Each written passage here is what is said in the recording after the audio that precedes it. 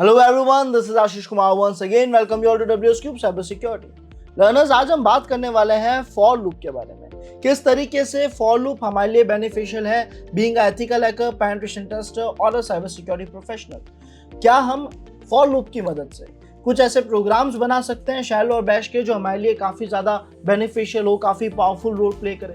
सो आज हम उसी कंसेप्ट को समझने वाले हैं, किस तरीके से फॉर लूप हमारे लिए यूजफुल है, और आज हम इसके साथ एनमैप का यूज लेना सीखेंगे। बेसिकली लॉजिक क्लियर कर देंगे ताकि आप आगे चल के किसी भी टूल के साथ इसे यूज ले सके। बट बिफोर स्टार्टिंग लर्नर्स, अगर आप लोग साइबर सिक्योरिटी एथिकल हैकिंग में एक स्ट्रॉन्ग करियर बनाना चाह रहे हैं तो उसके लिए WSCubeTech आप सभी को प्रोवाइड कर रहा है WSCH version 3 which is WSCubeTech ethical hacking boot camp powered by AI।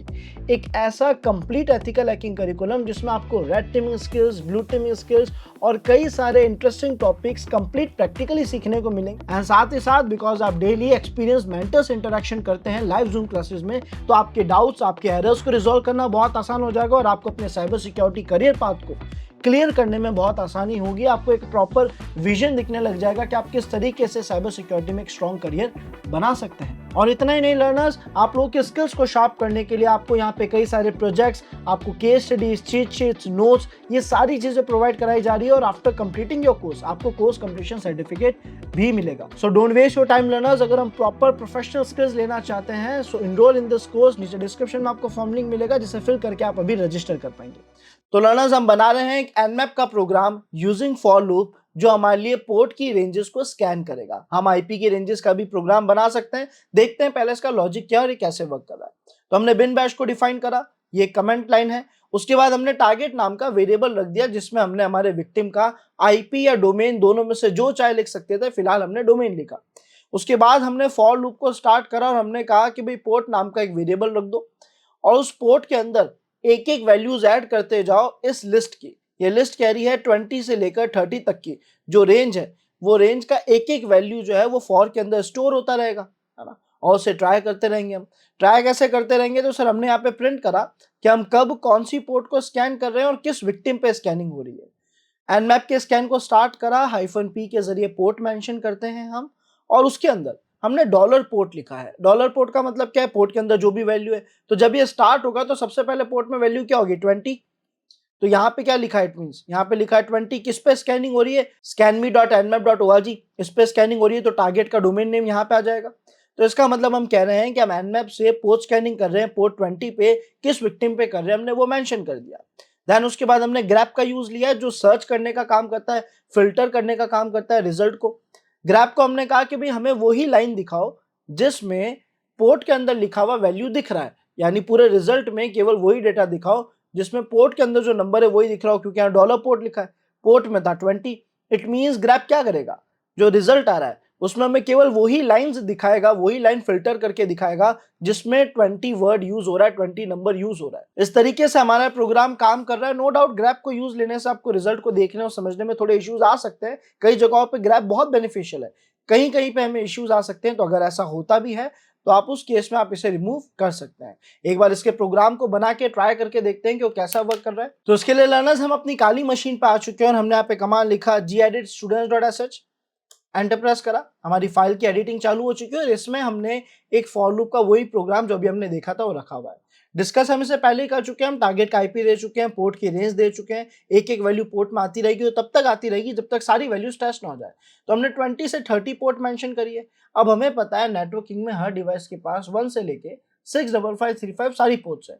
हम कौन सी रेंज को स्कैन कर रहे हैं, केवल 20 to 30 को, जबकि हम पूरी रेंज भी स्कैन कर सकते हैं, विच मीन्स 1 से लेकर 65535।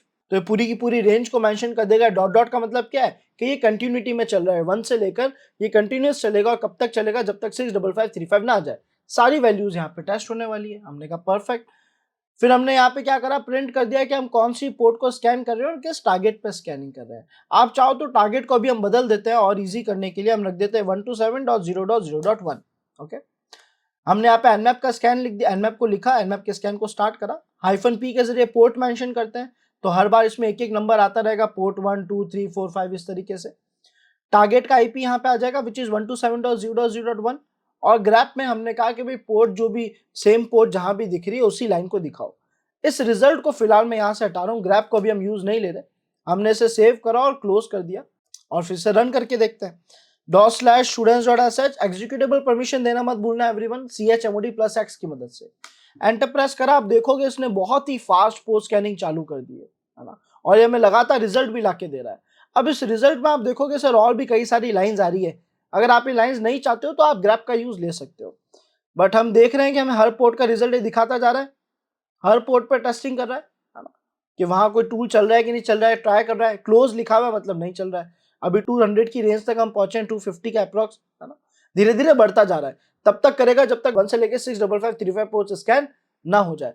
जहां ओपन पोर्ट मिल रहा है वो भी दिखा रहा है। अब आप देखोगे सर यहाँ क्लोज क्यों लिखा हुआ है, हमें क्लोज पोर्ट से क्या मतलब है, नहीं चाहिए। तो मैं एक बार के लिए इस प्रोसेस को Ctrl+C से रोक रहा हूँ। तो सर हमें यहाँ पे क्लोज क्यों दिखा रहा है, हम क्लोज नहीं देखना चाहते, हमें तो केवल वही पोर्ट दिखाओ जो ओपन है। तो हमने कहा अब एक काम करते हैं, हम ग्रैप का यूज लेते हैं और उसमें ओपन वर्ड को लिख देते हैं, उसमें जो कीवर्ड है फिल्टर का ओपन लिख देते हैं इंस्टेड ऑफ पोर्ट। हम गए हमारे प्रोग्राम में, हमने यहाँ पे फिर से पाइप लगाया जिसका काम है कि इसके लेफ्ट हैंड साइड में जो भी स्टेटमेंट, जो भी कंडीशन, जो भी कमांड लिखा होगा उसका जो रिजल्ट जनरेट होता है वो ये राइट हैंड साइड के लिए इनपुट बना देता है, यानी वो data directly right hand side को ट्रांसफर कर दिया जाएगा। और राइट हैंड साइड में हमने लिख दिया ग्रैप और इसके अंदर सर्च में हमने लिख दिया ओपन, यानी मुझे वो सारी लाइंस दिखाएगा जिसमें ओपन लिखा और बाकी का लाइन नहीं दिखाएगा। हमने एंटर प्रेस कर इसे सेव करा है ना, एंटर प्रेस ने इसे सेव करा, क्लोज करा और फिर से रन करते हैं। अब आप देखोगे जहां पे केवल ओपन वर्ड यूज हो रहा था किसी भी जगह पे है ना, ये पहली लाइन तो हमने प्रिंट कराई है, हमने जानबूझ के प्रिंट करे तो वो तो दिखेगी, लेकिन एनमैप स्कैन की कोई भी ऐसी पोर्ट जिसमें ओपन मिलेगा वो हमें यहाँ पे दिख जाएगी। आप चाहो तो इसे भी हटा सकते हो है ना, वो एको के जरिए हमने प्रिंट करा था कि कौन सी पोर्ट को हम स्कैन कर रहे हैं किस आईपी की, तो हम इसे चाहे तो हटा सकते हैं। कुछ ही देर में हमें रिजल्ट मिल जाएगा और देखते हैं हमें कितनी ओपन पोर्ट्स मिलती है। सो लर्नर्स यहाँ आप देख सकते हो जैसे ही इसे एक भी ओपन पोर्ट मिली इसने क्या करा, इसने से इंस्टेंट हमें यहाँ पे शो कर दिया कि ये रही एक ओपन पोर्ट विच इज 2900 है ना, क्विक शूट करके सर्विस यहाँ पे चल रही है। इस तरीके से जितनी भी ओपन पोर्ट्स मिलेगी ये आपको शो कर देगा।